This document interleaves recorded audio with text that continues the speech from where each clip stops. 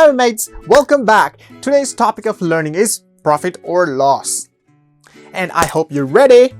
The whole chapter is about the purchase and sale of any kind of product and evaluating the gain or loss in the transaction. Friends, there are certain terms which we are going to discuss, and at the same time we will derive the formula as well.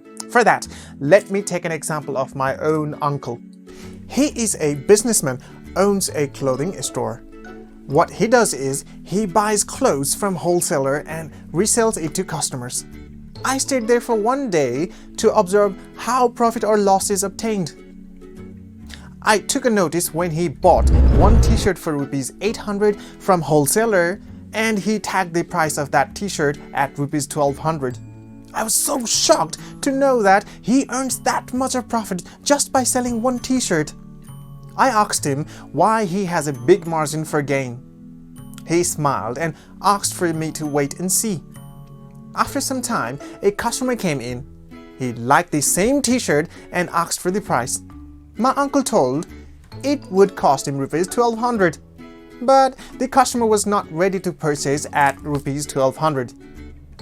Finally, uncle sold it for rupees 1000. Even though he allowed some discount, he had a profit of rupees 200. Then I understood everything. The purchasing price from my uncle was rupees 800, which is known as cost price, CP. Rupees 1000 is the selling price, SP. Rupees 1200 was the mark price, MP. And discount was rupees 200. So these are the basic terms. When selling price is greater than cost price, there is a profit. Thus, profit is selling price minus cost price, or SP minus CP. On the other hand, loss is equal to CP minus SP. Discount is marked price minus selling price, or MP minus SP. And sometimes we need to find the profit or loss percent and discount percent. Always remember that profit or loss both are always taken on cost price and discount always on marked price.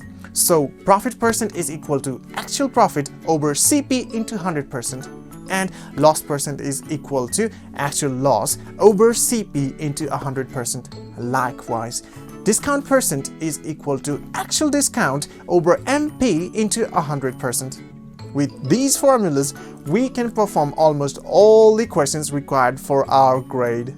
We will tackle with some important problems in our coming episode. Until then, you all take care. Bye-bye.